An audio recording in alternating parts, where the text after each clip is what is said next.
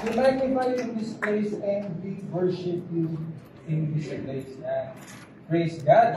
Yan, bago po tayo magsimula, meron po ba tayong bisita po? Yung first time pong dumalo po sa Church of God sa Lawag, meron po ba? Pwede pong pakitaas lang ang kamay kung meron po. Yung ngayon lang po dito pag-church po. Church of God sa Lawag. Wala po? Ayan, so ibig sabihin po, lahat po ay mga oldies na. Ayan. Oldies lang sa pag-church, not sa age pa. Ang age daw po ay numbers. Ayan, sige po, kung wala po, tayo pong lahat ay tumayo. I-welcome po natin ng isa't isa.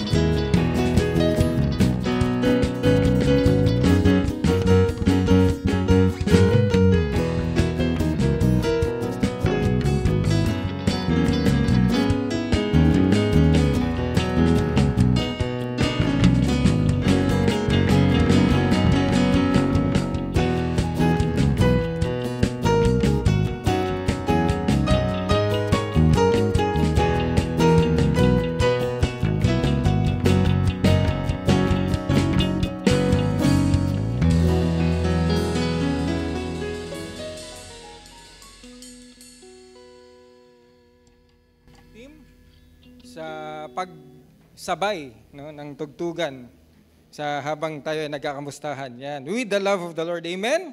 Praise God. Sige po, isang sabi sa katabi, God bless you. Mamaya na yung palakpak. God bless you. Ayan, sige, pumalakpak na po tayo para kay Lord. Hallelujah. Excited talaga, Pasta. Yan po maganda, no? Yung excited tayong magpuri, no? At ibalik yung palakpak na yan para kay Lord. Amen? Praise God. At before anything else po, I would like to thank God again for the opportunity and privilege. No? Pribilehiyo lang po ito to share His Word today. At nawa ko isang mouthpiece lang, maging mouthpiece lang, but the Word of the Lord ang siyang lumabas sa aking bibig at siya po ang maitaas sa lugar na to. Yan. At alam ko po, ang lahat po ay excited na makinig po ng salita ng Diyos. Amen po ba? Amen. Yan. At sisimulan po natin ang ating message today with this very short video po.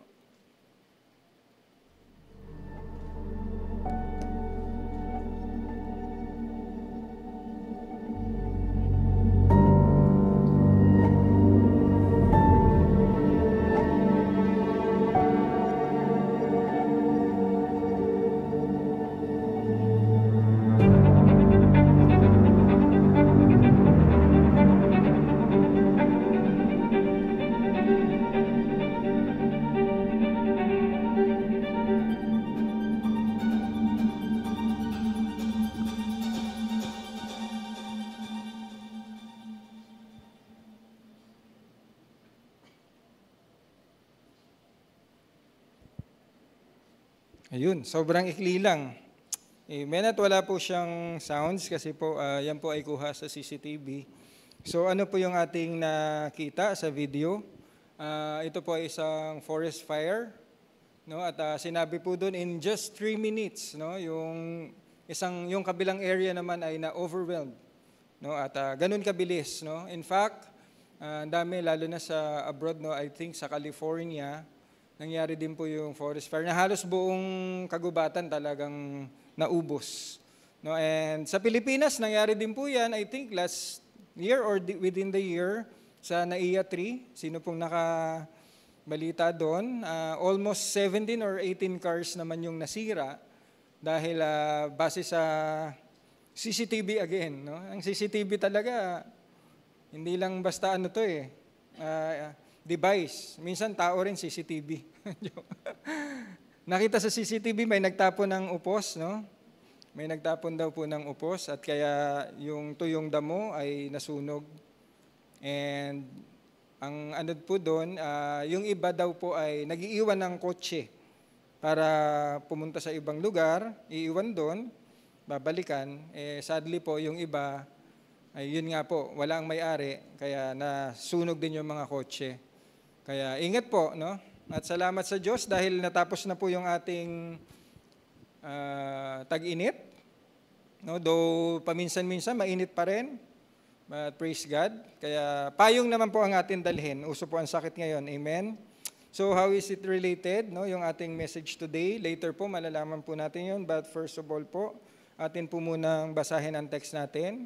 That will be found in Luke 6:45. Ang sabi dyan, a good person produces good things from the treasury of a good heart, and an evil person produces evil things from the treasury of an evil heart.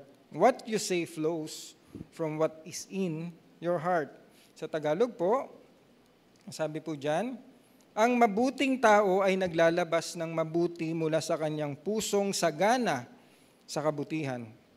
Samantalang ang masamang tao naman ay naglalabas ng masama mula sa kanyang pusong puno ng kasamaan. Sapagkat kung ano ang nag-uumapaw sa puso ay siyang sinasabi ng labi. Tayo po ay manalangin. Panginoong Hesus, minsan pong muli, salamat Panginoon sa privilege, Lord, na kami po ay makadalo, Lord God, sa inyong gawain, Panginoon. Tanging dalangin namin, unang-una sa lahat, kami po, Panginoon, ay patawarin niyo sa lahat ng aming pagkakasalang nagawa, Lord God. Sadyaman o hindi, Panginoon, patawad kung kami ay nakasakit ng aming kapwa, Lord, patawad. At Lord, ang aming puso ay amin pong binubuksan ngayong umaga, Panginoon, upang kayo po ay pumasok, Lord. Come into our hearts, Lord God, at kayo po ay manahan dito, Lord God. At tanging dalangin din namin, Panginoon, na ang inyong banal na Espiritu Santo ay malayang kumilo sa lugar na ito. Lord, teach us, Lord, your word, Lord. Ngayong umaga, mapakinggan namin ito, Lord, at hindi lang namin pakikinggan, Panginoon, bagkus, Lord God, ito ay maging aming gabay sa pang-araw-araw. Ito ay aming maisapamuhay. Ito ay aming matayuan, Panginoon. Ito ay aming malakaran. Kaya Lord, kailangan po namin ang inyong gabay sa araw-araw. Kaya salamat pong muli, Panginoon. Sa iyo namin ibinabalik ang pinakamataas na papuri at pagsamba. Itong aming dalangin sa pangalan ni Jesus. Amen. Sige po, palakpakan ulit natin si Lord bago tayo magsimula. Ayan, kaya bilang mga Kristiyano po, no, base po dito sa ating salita, basahin po natin, ang mabuting tao ay naglalabas ng mabuti mula sa kanyang pusong sagana sa kabutihan, samantalang ang masamang tao naman ay naglalabas ng masama sa kanyang pusong puno ng kasamaan. Sapagkat kung ano ang nag-uumapaw sa puso ay siyang sinasabi ng labi. Kaya bilang mga Kristiyano, kapatid, ang sinasabi natin ngayong umaga, dapat po ang sasabihin natin palagi ay blessing. Amen? Sabihin niyo po sa katabi niyo, God bless you. Yan po ang dapat sinasabi ng ano. Kaya sabihin niyo rin po no na again, ito po ang ating title, I speak blessing. No? Sabihin sa katabi ulit, I speak blessing. Yan. At yan po ang magiging title natin ngayong umaga, no, in Luke 45, balikan po natin. At ito po ay paalala sa atin ngayon, no, sa ating lahat ng Luke, ng Book of Luke. Sabi po dyan, a good person produces good things from the treasury of a good heart, and an evil person produces evil things from the treasury of an evil heart. What you say flows from what is in your heart. Alam niyo po, yung what you say, ito daw po ay, ano po ba yung sinasabi natin? Ang sinasabi po natin ay salita. No? Mamaya po, mas maano natin. Dahil po, maintindihan ang salita po, it's either verbal or it is written. No? Kaya po pala, paano po yung mga pipe, di ba? Kaya po ang mga mute po, nakakapagsalita din naman po sila. Kaya lang po, ang gamit po nila, ballpen minsan at papel. No? Ganon din po ang bingi, nakakapagsalita din po sila. Ganon din po ang bulag, no? Nakakapagbasa din po. Kaya din po nilang magsulat. No, provided meron po silang libro na ginagamit, hindi ko lang po maano kung ano yon, pero nakakita na ako noon may mga bilog-bilog po yon, kinakapa po nila yon at nababasa po nila ang salita. No, kaya maaalala ko rin po dati sa trabaho, we hired po ang mga deaf and mute, no, sa trabaho before, at nakakapag-order take po sila. No, hindi po sila makikipag-usap ng mostly sign language, pero po they still have the words. No? It's either verbal or written. Kaya nga po pag sila po ay kinausap nyo, ang sabi po, ang alam nilang salita is Baroque English. Kumbaga, direkta yan, let's eat, gano'n. No? Wala nang pa masyado pang pag sila'y nagsulat, talagang Baroque English, pero kaya nilang mag-communicate. In fact, they can order take. Yun po ang trabaho nila. You order take, nag-order take po sila. Ayan. So, words it's either verbal or written. No? Kaya, ang pag-uusapan po natin ngayon ay, ano po ba ang ating mga sinasabi? Yan. Ano po ba ang ating sinasabi? Ano po ba yung ating mga sinusulat? No? Kasi ito po yung laman ng puso eh. Ano sinasabi? Ano yung madalas nating ichinachat, di ba? Ano ba yung ating ichinachat? Ito kasi yung ngayon, no? Ano po ba yung ating kino-comment? Di ba po? Madalas we comment, no? Nagko-comment tayo, ano din po ba yung ating pinopost, no? Ito po madalas ang usap-usapan ngayon, no? Madalas natin makita, post, quotes, no? Again, reminder lang po muna sa mga kabataan, I think na ibahagi ko na to minsan, when we share post, kailangan pong intindihin muna natin. Unang-una sa lahat, kanino ba nanggaling yung post? Kasi kaya niya po yun na i-post, galing yun sa puso niya. Kaya niya po ipinost. Pangalawa po, kamusta po kaya yung puso niya nung pinost niya yun? Secondly po, nauuso po ngayon yung mga post na sa tingin nating tama. Pero pag binasa mo talaga yung context ay it leads na astray. Bakit po? Kasi po sometimes quotes are coming from, meron tayong tinatawag ngayon na New Age. Reminder lang po sa mga kabataan, nire-remind ko lang kayo, hindi kayo basta-basta nagpo-post. May tinatawag pong na New Age. Ang gaganda po nila magsalita. Pero pag binasa po natin ng maigi, ay dapat po nagiging red flag. Di ba before, nung na-share ko po, somebody posted, kabataan natin, when I check, kasi medyo nalalabuan ako sa post Binasa ko po, tiningnan ko yung author. Yung author po is Hindu. Pag tiningnan mo po yung kanyang profile, punong-puno ng more on Hinduism, may mga kabaklaan na talagang LGBT, yun ang laman. We don't condemn pagiging bading, pagiging tomboy, LGBT. Again, welcome po natin yan dito. No, don't take me wrong. Pero po, pag tiningnan po natin, hindi po magaganda. No? So, yun po ay talagang, sabi ko, let's, bago mag-post. Kasi po, sometimes when we post something, ito po ay nakaka-apekto rin, no, sa mga nagbabasa. At sino nga ba ang nag-post? Ano ba ang laman ng puso? No, kaya po, titingnan po natin, mga kabataan, hindi tayo basta-basta nagpo-post. Again, let's be careful in posting. No? Meron tayong mga coach na minsan patama, ang hilig natin magpatama, di ba? At gustong-gusto natin yung may nasasaktan no? Na minsan akala natin para yun sa iba, pero po sa atin, yung quote na yun, yung post na yun, applicable din pala sa atin. Pero isinishare natin. No? Madalas pa nga natin gamitin, no? Pag natamaan, anong sinasabi? Bato-bato sa langit, matamaan, agoy. Agoy. Sakit, di ba? Minsan ganun tayo, no? Ano ba ang laman ng puso mo ngayon, kapatid? Yun ang pag-usapan natin. No? What is inside your heart? So how do we test the heart? Ito po ang ating pag-uusapan ngayon. How do we test the heart? Usually, we test the heart kung ito po ay sa pamagitan ng ECG. Tama? Common na po yan. Yan po ay madalas gamitin natin para po matest ang heart. ECG po ang gagamitin. Ang ECG daw po, electrocardiogram. Kinuha ko lang po ako kay Google, and I think tama naman, is a simple non-invasive test that records the electrical activity of a heart. An ECG can help diagnose certain heart condition. So what is your heart condition ngayon, kapatid? Nagamitan natin siya ng ECG, including abnormal heart rhythm and coronary heart disease. Meron po bang ganong nararamdaman ang puso natin? No? So what's inside our heart this morning? Lord, ano po ba yung laman ng puso ko ngayon na nag-uumapaw na minsan, Panginoon, nasasabi ko without controlling myself? What is inside my heart? Lord, ang inside po ba ng puso ko is edifying? No? Edifying po ba, Panginoon, ang laman ng puso ko or it is destructive? No? Na parang maliit na apoy kanina, kaya po natin pinakita yun, napakaliit lang ng salita, ang sabi, pero kayang sumira. Napakaliit lang ng simulang apoy, pero kayang sunugin ang buong kagubatan.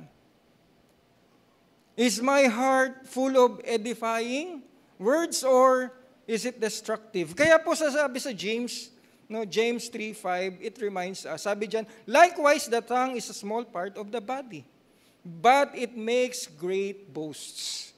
Maliit lang po yan, pero sobra-sobra kung magyabang. Consider what a great forest is set on fire by a small spark. Isipin po natin ngayon, no, pag tayo po ay nagsalita, puro kayabangan, sa tingin po natin, what it will create. Sa tingin niyo po ba, tayo ay pakikinggan ng tao? Or tayo ay aalisan ng tao? Nakabalita na po ba kayo na nag-away po kasi pag in-interview, sabi niya, ang yabang niya kasi. Nakakatuwa po minsan yung balita, ganun lang, pero talagang totoo po. Bakit sila nagkasakitan? Bakit sila nagkapisikalan? Kasi, ang sabi ng isa, ang yabang kasi. Kaya pala minsan ang sasabihin, sobrang yabang mo. Kala mo kung sino ka, nakalimutan mo ako, ang kuya mo. Nakakatungtong ka lang sa ganito, bla bla bla, tuloy-tuloy na. Di ba po? Kasi po merong boastfulness. Yun po ang pinapaalala.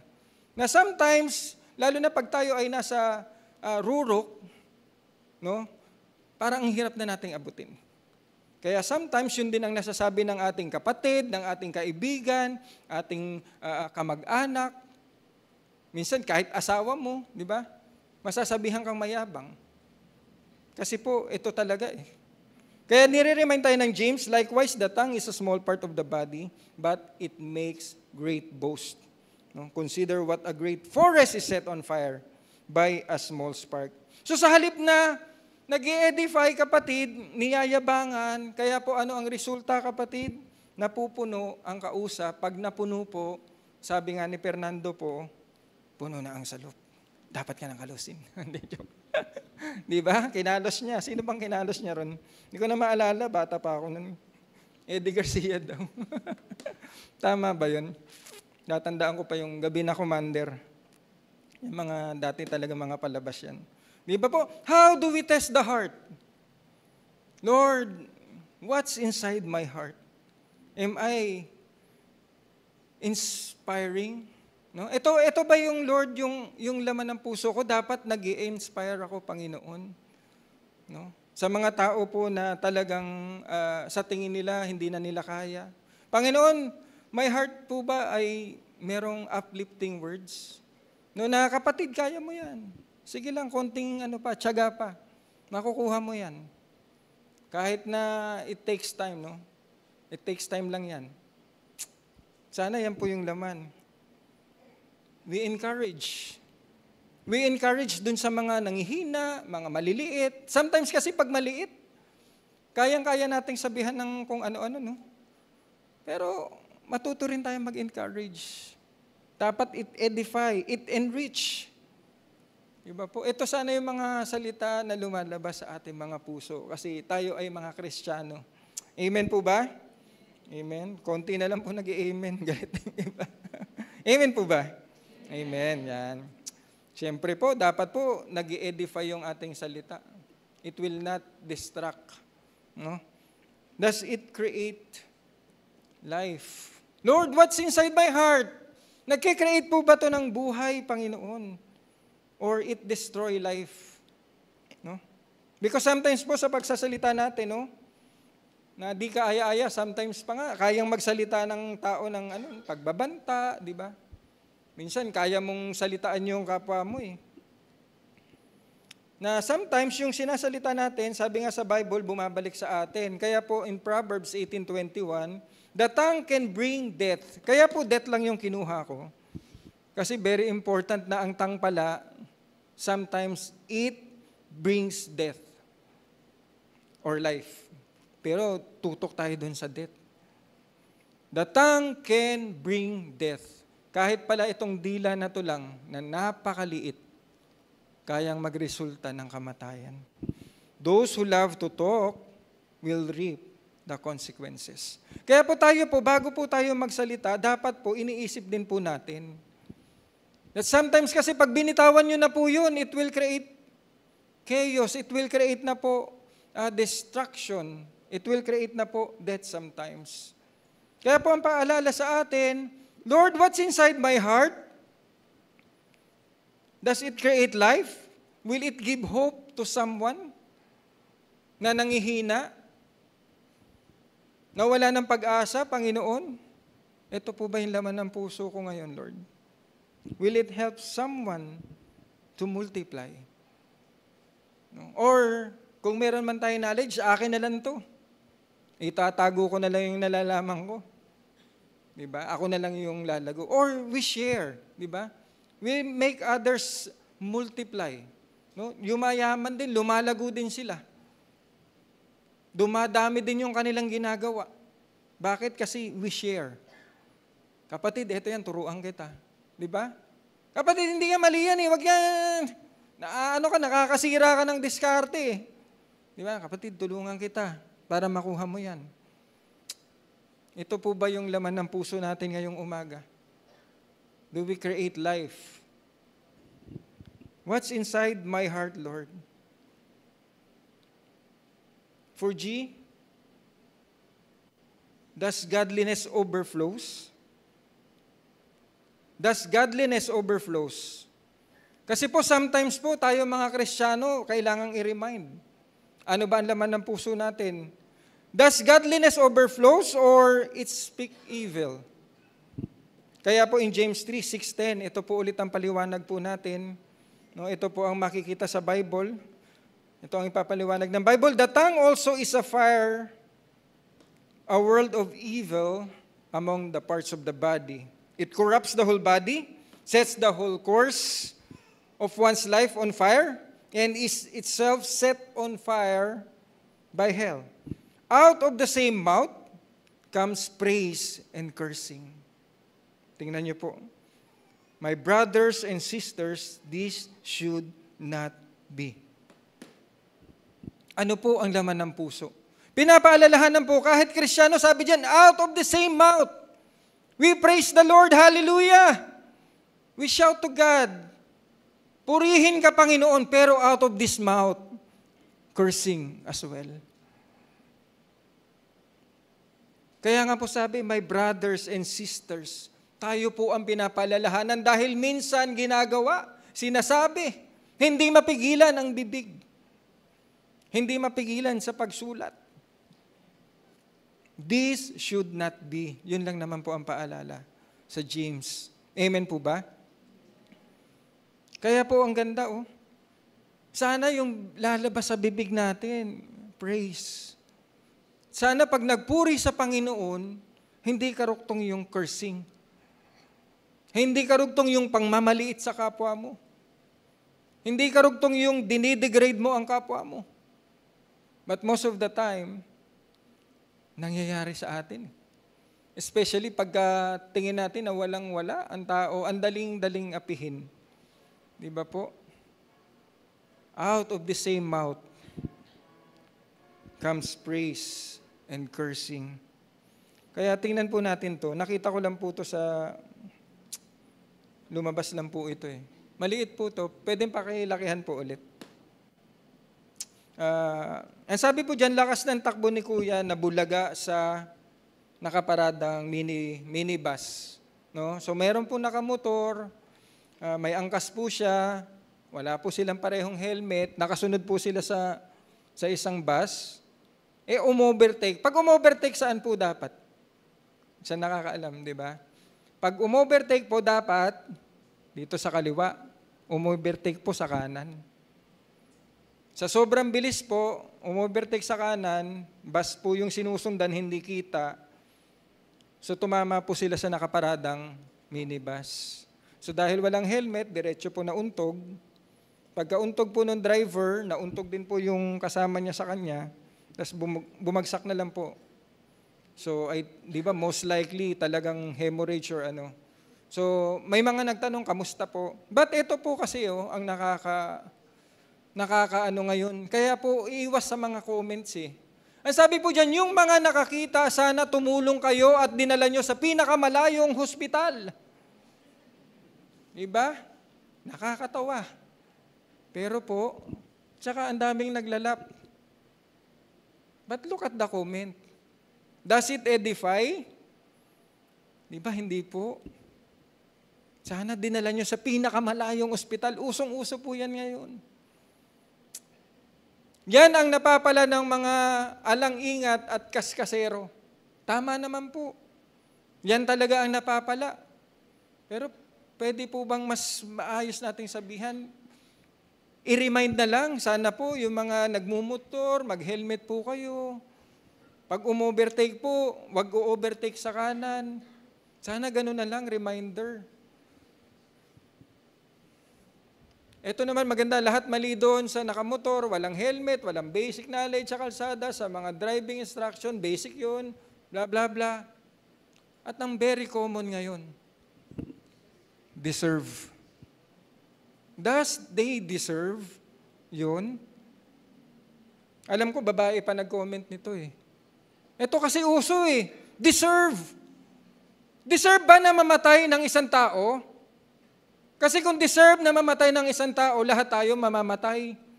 Kasi makasalanan tayo at ang kabayaran ng kasalanan ay kamatayan. Pero ang kaloob ng Diyos ay buhay na walang hanggan. Kay Kristo Jesus. So bakit mo kailangang sabihin deserve? Pero kasi ko in use eh. Kabataan eh. I think, binura ko nga, pinablock ko. Deserve.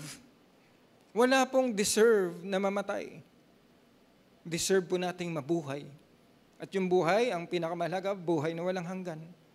Kaya kung meron man deserve, deserve mo yan kasi nag-honor ka, kailangan may ice cream ka. Di ba?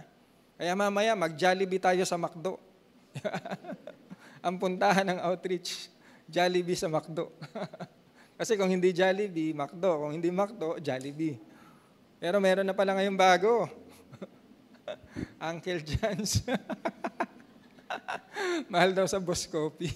100 plus. Doon na lang tayo sa Uncle John's. 29 lang. At kuha tayong tinapay. But yun ang deserve. Something that is need to be boosted. Kasi nag-aral, nakakuha ng honor. Yun ang deserve. Na ipang Jollibee. Pero yung kamatayan, hindi po deserve. What is inside my heart, Lord? What's inside, Lord? Godliness. Dapat yung lumalabas sa labi ko, Panginoon, praises to our Lord Jesus Christ and our Father in heaven. And there should be love. Kaya nga po sabi ng Diyos, mahalin mo ko, mahalin mo ang kapwa mo. So if we say deserve, if we say those things, hindi po yun love, hindi po yun godliness. Walang godliness po dun. Tayo po ay mga Kristiyano.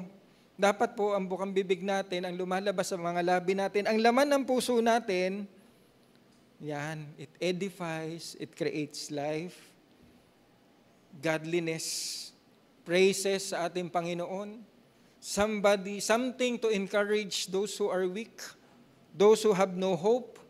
Yun po ang lumalabas sa ating mga bibig. Kaya sa lahat po ng ating sinasabi, kinukomento, ito lang naman po ang paalala. No? In Matthew 7:3-5, and why worry about a speck in your friend's eye when you have a log in your own? Bakit mo pinoproblema yung muta ng kaibigan mo? Mayroon ka rin. Mas malaki pa. Kaya ako, bago dito, madalas ang gano'n. Baka maispatan, ma-close up eh. Tsak, umilaw. Di ba? Matutong manalamin, yun ang sinasabi. Bago ka magsabi, matuto ka munang manalamin. Yung mga ano yan eh, bigkasan ng mga matatanda. Hindi, ng mga panahon noon. Matuto ka munang manalamin. Di ba? Papunta ka pa lang, pabalik na ako. Yan, mga yan eh. Yan, yung mga magkakasama po yan. No? Di ba? How can you think of saying to your friend, let me help you get rid of that speck in your eye, when you can see past the log in your own eyes? Hypocrites, first get rid of the log in your own eye. Then you will see well enough to deal with the speck in your friend's eye.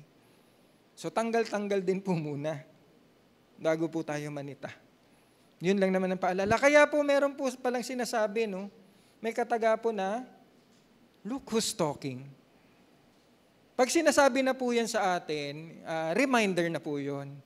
Na please check mo muna yung sarili mo bago ka magsalita. Check yourself. Meron palang movie niyan, Look Who's Talking. Parang baby. Look who's talking. Mabigat pong salita ito, pero it reminds us na, teka muna, i-check ko muna yung sarili ko bago ako magsalita. Kaya po, ano po yung take-away natin ngayong umaga, mga kapatid? No? What is our take-away? No? Ano yung take-away natin? Sana po, speak in such a way that others love to listen to you. Amen? Sana daw po pag tayo ay nagsalita, ang iba po ay magugustuhan yung sinasabi mo. Kasi bakit Kristiyano po tayo? Kaya papaano po yun? Kailangan po BTS ka. Yan. Sino mga fans ng BTS dyan? Wala na, meron ng uso ngayon. Bini. Mga bini-bini dyan. Diba? BTS ka dapat. Ibig sabihin po, dapat po, pag tayo nagsalita, dapat po, blessing. Amen? Pag nagsalita po tayo, dapat blessing yung lumalabas sa atin. Why? Tayo po ay Kristiyano.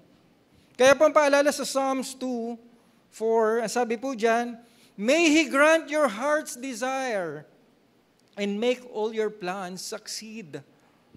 Di ba po? Dapat yun lumalabas eh. Kaya po, ito lang po na balita, I think sa Kuwait po yun. Sa Kuwait, isang malaking building po, nasunog. I think 40 po ang namatay, 3 po Pilipino. Malungkot po siyang balita. Pero po siguro sana kung sinabi niya yung, may the Lord grant your heart's desire and make all your plans succeed. Kasi po, talagang hindi maiwasang mag-a-abroad eh. Pero hindi lahat successful. Kaya may nangyaring ganun.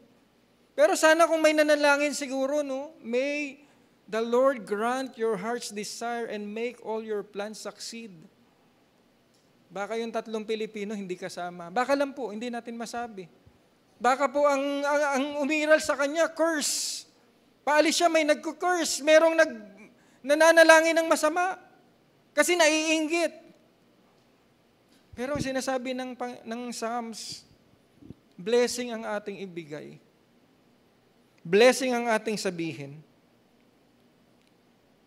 Speak in such a way that others love to listen to you by saying, thank you.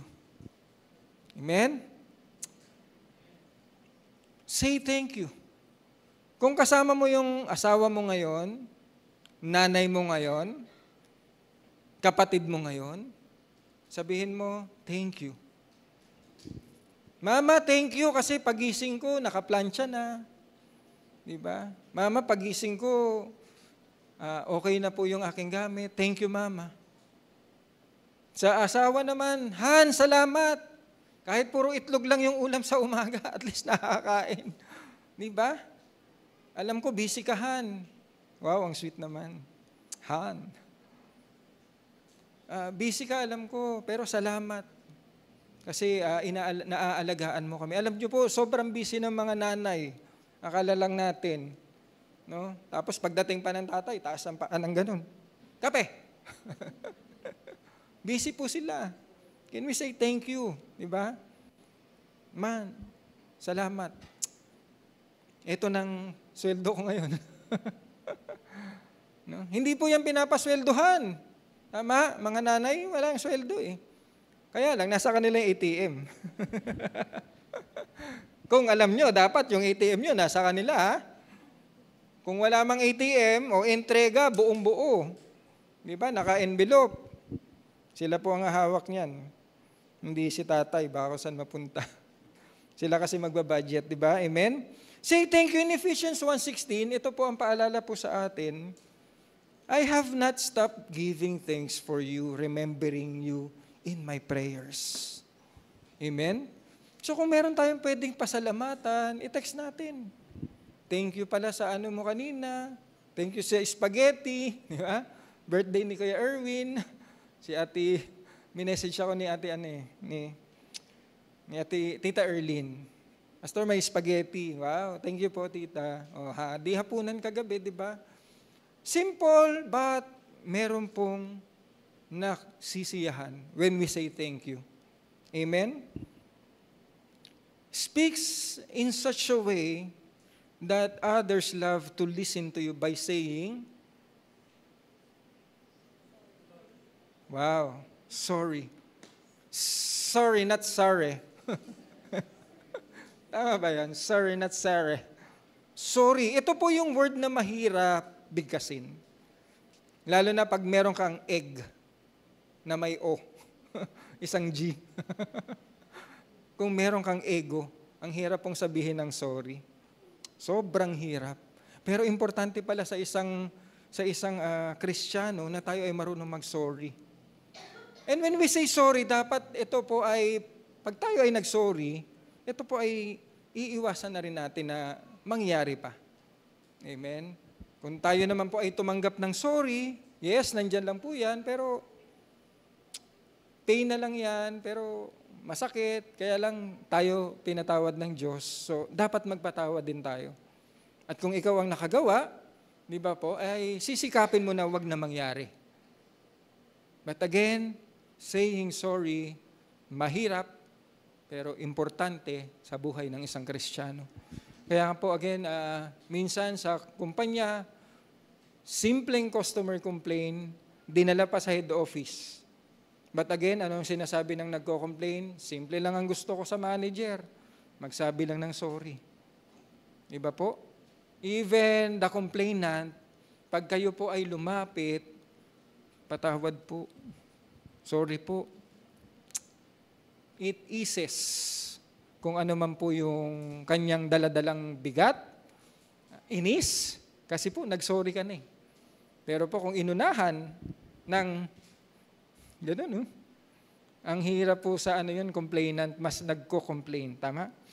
Kaya po in James, ito po yung paalala sa atin, 5:16. Sabi dyan, therefore confess your sins to each other and pray for each other so that you may be healed. Diba? Hanggat hindi tayo nagpapatawad, kapatid, hindi tayo ma-heal.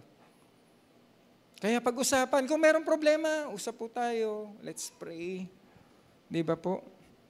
Confess, kung meron kang kasan, sorry nakapag-isip ako ng di maganda sa'yo. Patawarin mo ko. Sorry, nakagawa ko ng di maganda sa'yo. Patawarin mo ko. At pag nag-sorry, again, make sure naman din na hindi na mauulit. Di ba po? Iiwasan na pong maulit. At ang sabi diyan, the prayer of a righteous person is powerful and effective. Wow, kinunek yung righteousness. Lord, bakit? Kasi po, pag tayo daw po ay hindi marunong magpatawad, hindi rin tayo patatawarin ng ating Ama sa langit. And therefore, when we pray and we have that unforgiven, hindi tayo marunong magpatawad, hindi tayo marunong mag-sorry, paano tayo pakikinggan ni Lord? But kung tayo po ay magpapatawaran and then we pray, it is powerful and effective. Why? Kasi pinatawad ka na ng Diyos. And therefore, pag pinatawad ng Panginoon, God will listen. Amen? Ayaw kasi po ng Panginoon na tayo po ay merong kasalanan ng dala-dala. Kaya po ang Diyos na po, ang salita niya po ang nagpapaalala, para po tayo magkaroon ng powerful and effective prayer, we should learn to say sorry. Again, pagkasama naman ang nanay, ang asawa, kung nagkamali, sabihin, sorry.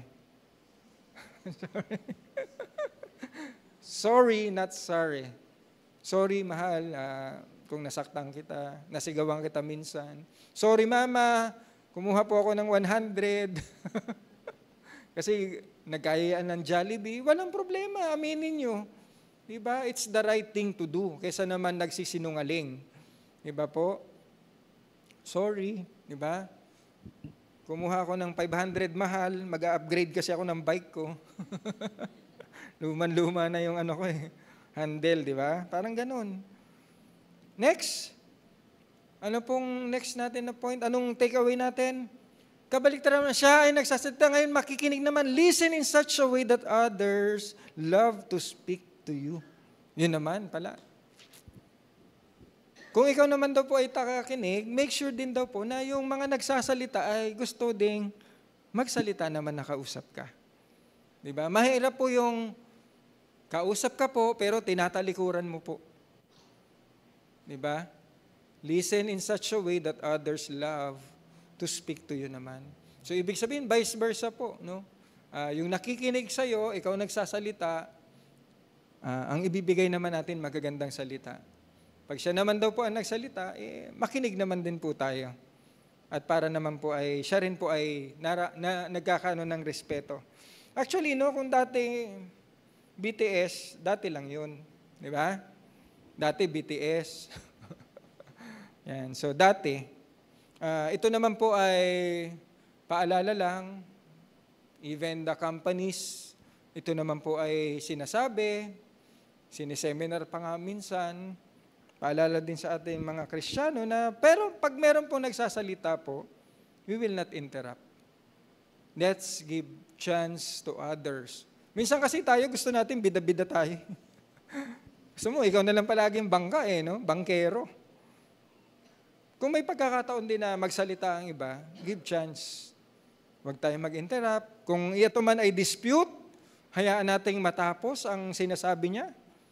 Sabi nga sa amin listen carefully, do not interrupt. Listen, do not interrupt. It may be something easy to correct. Pag tayo kasi ay napangunahan na ng bugso ng damdamin, doon po nagkakaroon ng problema. Listen, do not interrupt, avoid preempted thoughts. Nagyaya na mag-usap, pero naglalakad ka palang, naaalala ko yung 20 years ago, talagang isusumbat ko sa kanya to Pag nagkita kami mamaya, eto ginawa sa akin ito, 20 years ago pa po yun. At ang tao nakikipag-usap. Why? Para mag-ayos. Kaya lang, binobombard ka na ng mga nakaraan. Ito talaga sasabihin ko dyan Ang Kristiyano po, nagpapatawad. Kaya yung mga nakaraan po, na ito ang madalas pabigat sa buhay po natin, sabi, itapo na. Kung humingi na ng tawad, patawarin. Kung ikaw nagkasala, kalimutan, humingi ka na ng tawad, pinatawad ka na ng Diyos. Avoid preemptive thoughts, the eyes, yan. Importante po na pag nag-usap, eye contact. So, it shows respect. Mahirap po, talaga? Ano pa? Di ba?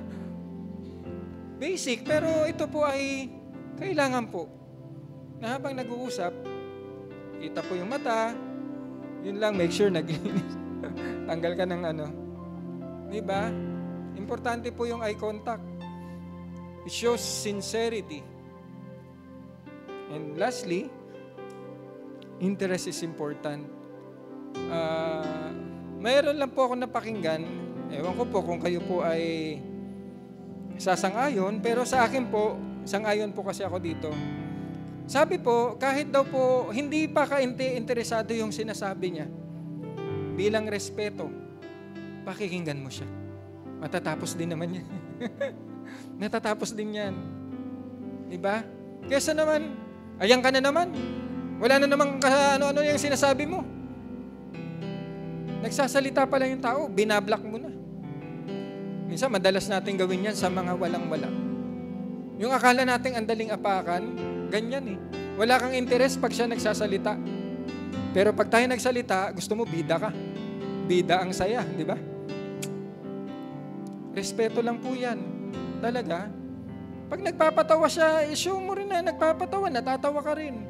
Kasi ikaw nga, pinagtatawanan kahit corny yung joke mo, di ba? Kasi, naiintindihan niya, kaibigan ka niya. Unless lang something that need to be corrected. Pero kung joke, hindi ka nakakatawa, di ba? Ganun lang, pero pinakikinggan. Hindi po kasi dapat iwaglit din sa buhay ng isang Kristiyano yung mga ganyan, humor, tayo nag-uusap ng ano, di ba? Importante po yan eh. We show interest. Kahit hindi po nakakatawa yung joke niya, pakinggan po natin. At dito po tayo magtatapos in Proverbs 16:23-24. The heart of the wise teaches his mouth. Kapatid, pag wise, tinuturuan ng bibig. Tinuturuan ng kamay. Madala, mabilis eh. Ang bilis na ngayon. Dati QWERTY. Keypad, di ba? Ang hirap. Ngayon, ganun lang eh. Bilis nating mag-post. The heart of a wise teaches his mouth and adds learning to his lips. So kung minsan pala kailangan nating isip para tayo matuto. Kasi pag tayo tumalak ng tumalak, marunong ka pa dun sa nagtuturo, iiwanan ka. Di ba minsan ganon? Alam ko na yan eh. Ganon, alam mo na. Sige, di ba, bye. Di ba? If we listen, shut. Pambihira, makakakuha ka talaga ng additional learning when we know how to listen, how to sip. Pleasant words are like honeycomb. Wow, di ba sarap ng honeycomb? Pag nakikita ko po yan, yung pinuputol nila ngayon, tapos direktang kinakain. Pleasant words are like honeycomb, sweetness to the soul, and health to the bones. Sa iba pong translation, sabi dyan, gracious words are honeycomb, sweet to the soul and healing to the bones. Gracious words from the word grace. Saan ba nanggaling yung grace? Sa ating Panginoong Jesus. Why can't we use gracious word instead? Ito tatak ng Kristiyano yun eh. Pleasant word instead of cursing, instead of yelling, instead of arguing.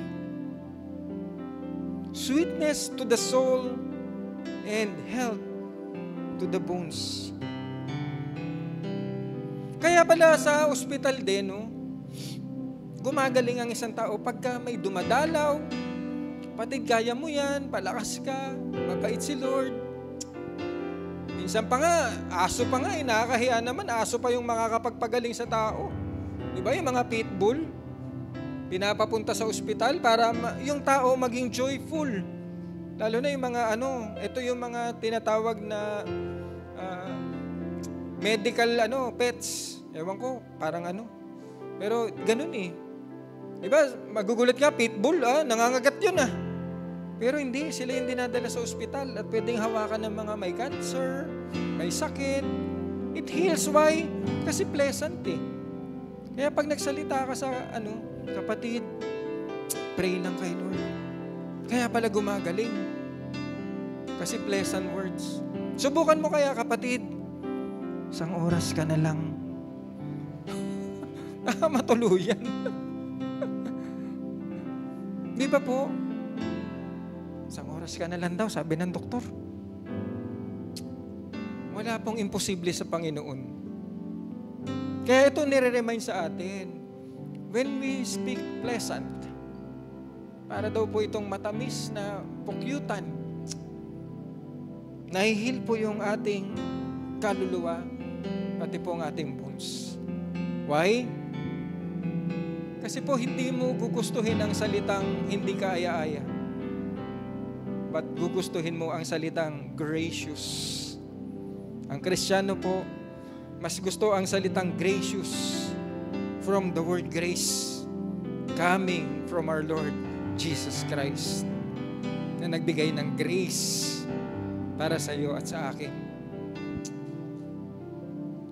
Kaya kapatid, let us always be speaking blessing to one another po. For this is what the word Ito po yung word ng ating Panginoon today. We speak blessing.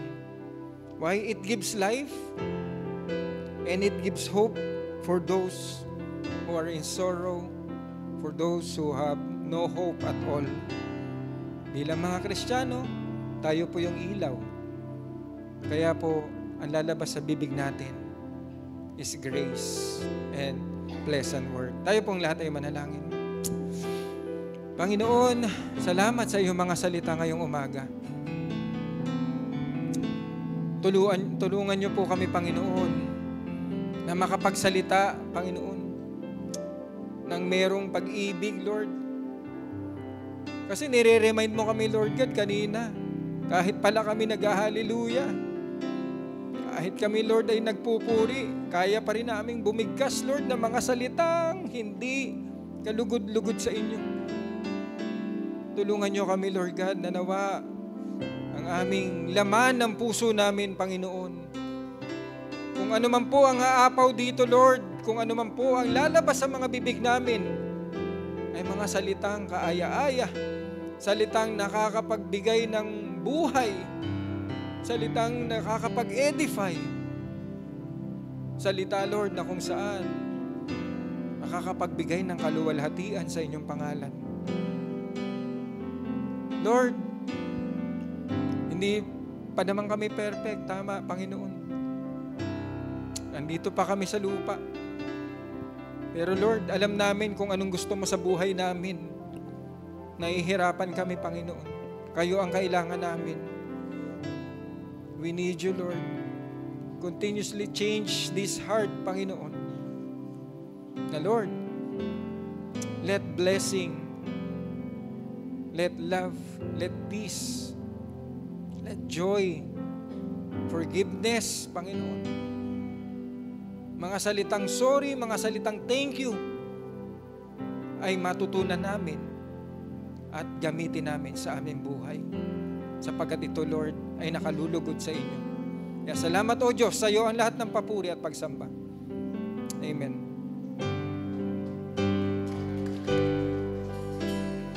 You are forever in my life. You see me through the season. Cover me with your hands and lead me in your righteousness, and I look to you, and I wait on you. Sing to you, Lord, a hymn of love for your faithfulness to me. Carry it in everlasting arms. You'll never let me go. And I sing to you, Lord, a hymn of love for your faithfulness to me. Carry it in everlasting arms. You'll never let me go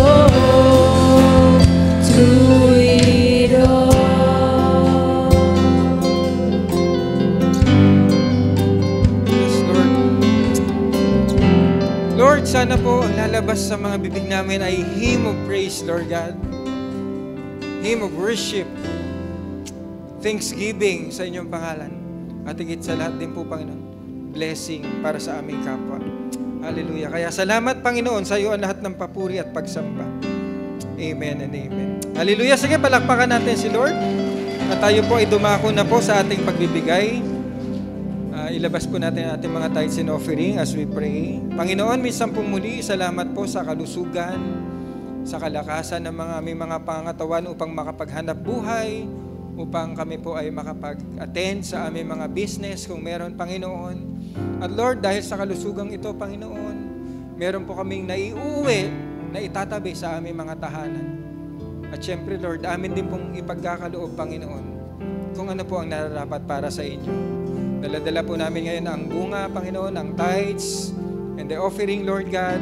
Amin itong ibibigay sa inyo, Panginoon, ng may joy sa aming mga puso. Nawa ito ay magamit, Lord, sa ikalalago ng inyong gawain dito sa Barangay Salawag. Magpatuloy, Lord, ang inyong gawain upang i-reach out, Lord, ang mga tao na hindi pa nakakilala sa inyo. At higit sa lahat din po, Lord, matustusan po nito ang pangangailangan ng iglesia. Pagpalain niyo po ang lahat na nagbigay, Lord, maging ang mga wala pang capacity.